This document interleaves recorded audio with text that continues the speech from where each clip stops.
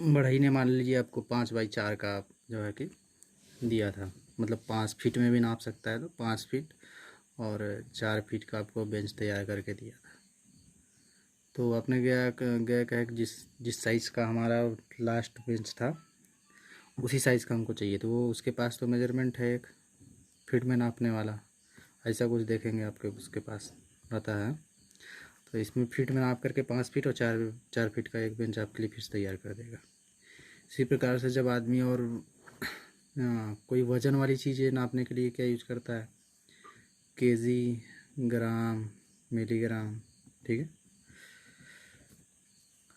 जब आदमी लेन देन करने के लिए उत्सुक हुआ तो फिर उसके दिमाग में आया कि नहीं, हमको तो भाई कुछ ऐसा चीज़ चाहिए जिससे हम दे सके। ऐसे ही कितना आदमी दे सकता था, नहीं दे सकता था ना।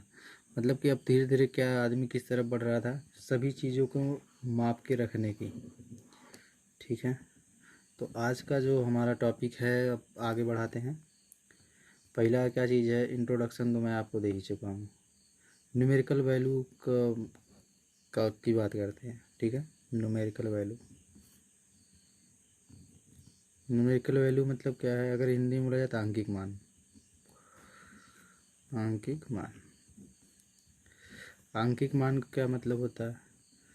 आंकिक मान का मतलब होता है कि जैसे कोई राशि है, मान लीजिए सपोज कीजिए, राशि मतलब मैं क्या कहना चाहता हूँ, मान लीजिए आपने 50 kg क्या किया है भैया, 50 kg गेहूँ लिया है। गए आप कहाँ पे, दुकान पे गए और उससे बोले कि 50 kg गेहूँ दे दो। तो एक भाई बाट वाट लाया, उसने फिर क्या किया कि 50 kg का आपको गेहूँ माप करके दे दिया है। और इसी में जो आपको अंक की तरफ लिखा हुआ है 50, यही क्या है, आपका आंकिक मान है। और यही बताता है कि ये वाला जो चीज़ है ना, मतलब केजी, आप इसी में तो नाप रहे हो कि जो मेजरमेंट का पद्धत है, मतलब यूनिट, इसको यूनिट बोल सकते हो आप, ठीक है। मात्रक बोल सकते हो आप। मात्रक यहाँ पे क्या है आपका, केजी है। कितनी बार इसमें सम्मिलित है, मतलब क्या बताया मैंने आपको कि जो आंकिक मान है, आंकिक मान यहाँ पे 50 है, 50 कितनी बार सम्मिलित है केजी मतलब कि यहाँ पे कितनी बार सम्मिलित है, 50 बार, तभी तो 50 kg हुआ, क्योंकि आपका मात्रक क्या है, केजी है। और दूसरा चीज़ क्या होता है, मात्रक, यूनिट्स। मैं इसके बारे में आपको पहले ही बता चुका कि हाँ केजी में नापा है तो भाई केजी यूनिट्स हो गया। मान लीजिए 50 मीटर बोल दिया तो 50 मीटर कपड़ा काट के दे दो, एक थान में से 50 मीटर कपड़ा काट के देना। आंकिक मान कितना है इसका, 50। तो यूनिट कितनी बार है, यही यूनिट है इसका। यूनिट क्या है, केजी में थोड़ी कपड़ा नाप के दे दो, 50 मीटर कपड़ा का 1 किलो कपड़ा काट के दे दो। 1 किलो कपड़ा काट के कैसे दोगे, तौल दोगे आप उसको, कहीं से भी कर सकता है। लेकिन जब हम लंबाई में नापेंगे, दूरी में नापेंगे, तो मीटर, किलोमीटर इसमें नापेंगे ना, ठीक है। तो कपड़े में क्या किया गया, 50 मीटर का कपड़ा काट करके दिया गया। कैसे दिया गया, यही जो यूनिट था मीटर है, कितना बार सम्मिलित किया गया, 50 बार। 50 बार क्या किया गया, मीटर को सम्मिलित किया गया, फिर क्या कर दिया गया, काट दिया गया। यही क्या हो गया, 50 मीटर। इसका आंकिक मान कितना है, 50 है। और यूनिट का मान मतलब यूनिट क्या है, मीटर है। ठीक, आपको ये बात समझ में आ गई, आंकिक मान और यूनिट क्या चीज़ होता है, ठीक। आगे बढ़ते हैं, देखते हैं क्या है, राशियाँ तथा मात्रक। क्या है, राशियाँ तथा मात्रक। इसको इंग्लिश में क्या बोल सकते हैं, क्वांटिटीज एंड यूनिट्स। मात्रक के बारे में मैं आपको बता ही चुका हूँ, लेकिन अभी हम क्या करने वाले हैं, थोड़ा सा डिटेल में जानेंगे इनको। राशियाँ, क्वांटिटीज़ क्या हैं, यूनिट्स क्या हैं, ठीक है, कौन के लिए, किस चीज़ के लिए कौन सा यूनिट यूज़ करेंगे, ये सब चीज़ें मैं आपको सिखा। अब इसमें राशियाँ और मात्रक में पहला देखते हैं तो क्या है, मूल राशियाँ।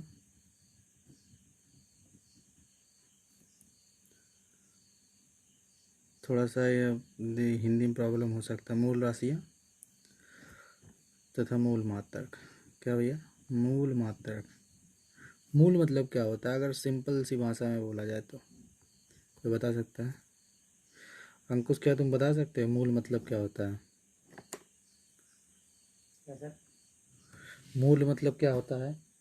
नहीं आता सर। मूल मतलब हम क्या बोल सकते हैं? जड़। क्या बोल सकते हैं अंकुश? जड़ सर। हाँ, तो जड़ मतलब क्या होता है? जो बेसिक चीज़ हो, फंडामेंटल जिनको बोल सकते हैं इंग्लिश में, फंडामेंटल।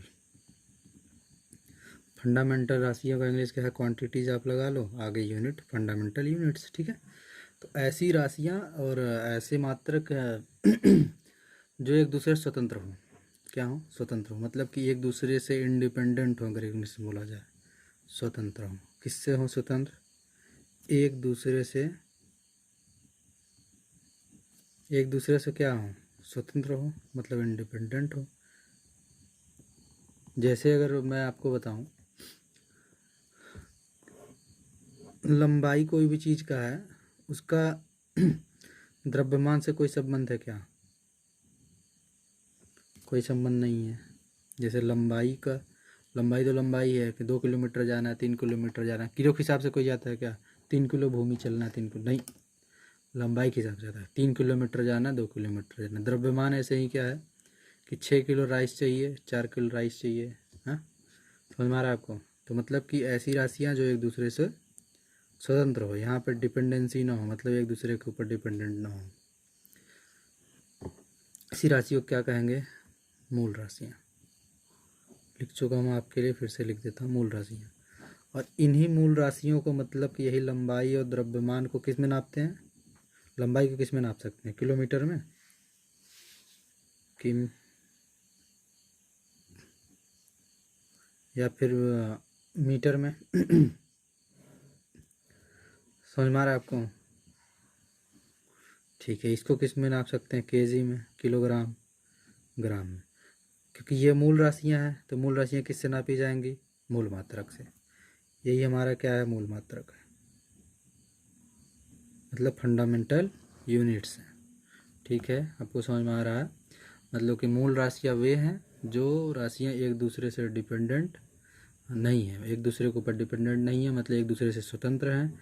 उन्हीं को क्या कहेंगे? मूल राशियाँ। और उन्हीं को नापने के लिए, उन्हीं को मापने के लिए हम जिस भी यूनिट का या मात्रक का प्रयोग करेंगे, वही हमारा क्या होंगे? मूल मात्रक। जैसे अगर मूल राशियों का टाइप से देख लें, द्रव्यमान और लंबाई तो मैं आपको बता ही चुका हूँ। समय किसी पर डिपेंडेंट नहीं होता, सेकंड में है तो सेकंड में है, उसका केजी को तो नाप नहीं सकते। वैद्युत धारा, इसका सबका यूनिट्स बताते रहो आप लोग, जिसको पता है, या फिर लिखो जितने लोग यहाँ पढ़ रहे हो।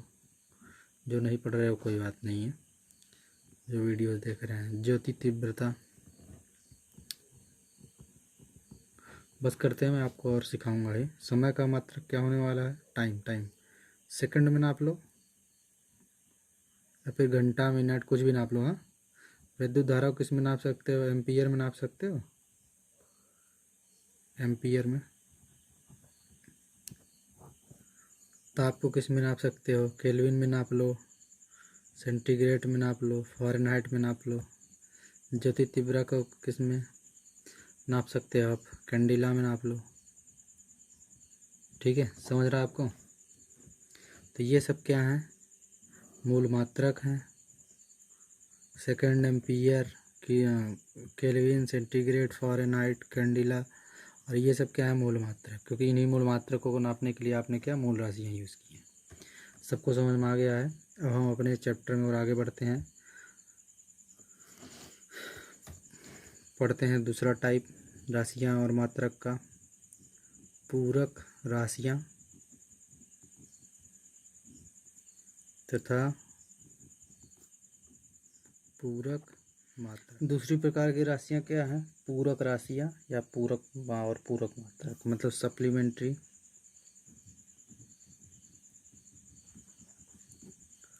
Supplementary quantities, quantities and unit, मतलब सप्लीमेंट्री यूनिट्स। ठीक है, इसमें दो टाइप के आते हैं। कौन कौन से आते हैं? तलीय कोण और घन कोण। ठीक है,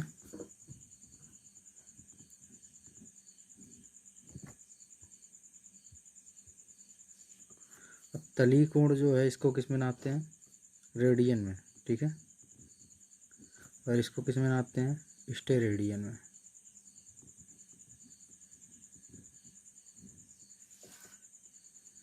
तो तली कोण को हम किस में नापेंगे, स्टेरेडियन रेडियन में, और घन कोण को किस में नापेंगे, स्टेरेडियन में। अगर इसका इंग्लिश बोला जाए तो क्या होने वाला है, प्लेन एंगल। ठीक है, इसको अगर इंग्लिश में बोला जाए तो क्या होने वाला है, सॉलिड एंगल। ठीक है, रेडियन का तो रेडियन इंग्लिश होता है, स्टेरेडियन का स्टेरेडियन ही होता है। अब इसमें तीसरा क्या है इस चैप्टर में, व्युत्पन्न राशियाँ। क्या दोस्तों, व्युत्पन्न राशियाँ। तुम लोग को समझ में आ रहा है कि नहीं भाई, यहाँ पे जो पढ़ रहे हो। यस सर, समझ में आ रहा है। तथा व्युत्पन्न मात्रक।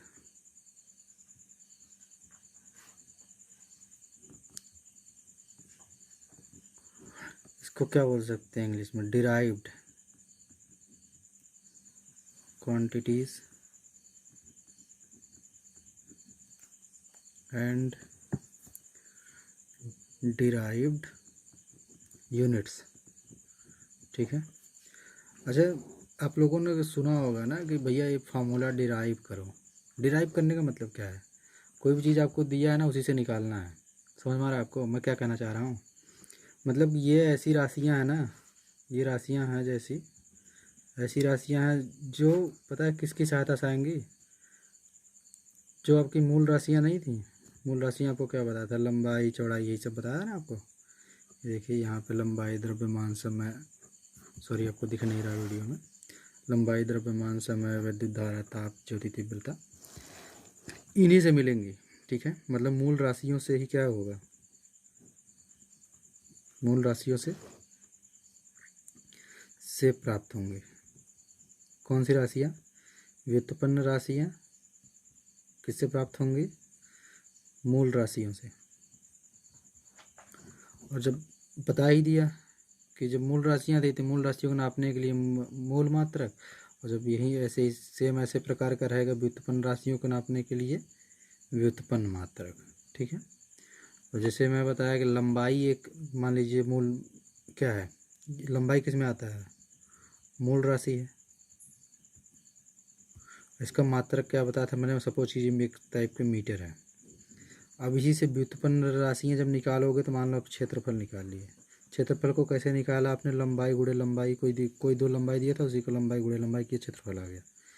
अब ये क्या है आपका, व्युत्पन्न राशियाँ। व्युत्पन्न राशि है कोई, मतलब उसका नाम क्या है, क्षेत्रफल। इसको जब नापेंगे तो लंबाई गुणे लंबाई मतलब कि मीटर, और गुणे मीटर का ये क्या होने वाला, मीटर स्क्वायर होने वाला है। और यही जो मीटर स्क्वायर है क्या है, ये व्युत्पन्न मात्रक है। ठीक है, समझ में आया सबको ना, समझ नहीं आया क्या, किसी को बोल नहीं रहे हो कोई लोग, आया सर, समझ में आया।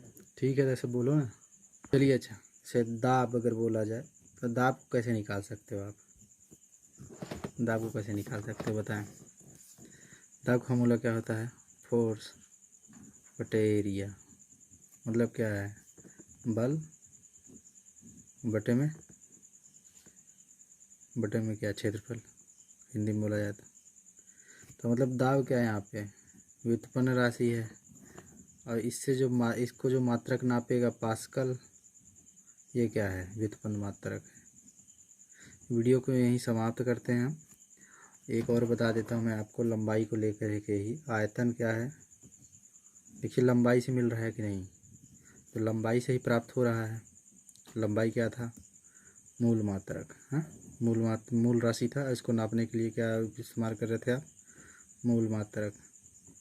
अब ये क्या है, आयतन। आयतन को कैसे निकाल सकते हो आप, कोई तीन प्रकार का लंबाई ना मल्टीप्लाई रहेगा, तो मतलब क्या होने वाला है, लंबाई का क्यूब जब इसका मात्रक नापा जाएगा तो मतलब अगर लंबाई का मात्रक अगर हम मीटर मान लें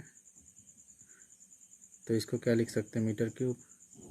समझ में आ रहा है आपको, ठीक है, यहीं पे वीडियो को एंड करते हैं। चैनल को सब्सक्राइब कीजिए, वीडियोस को लाइक कीजिए, और बेल आइकन को भी प्रेस कर लीजिए, और अच्छे से समझाया ही है, आगे की वीडियो आती रहेंगी।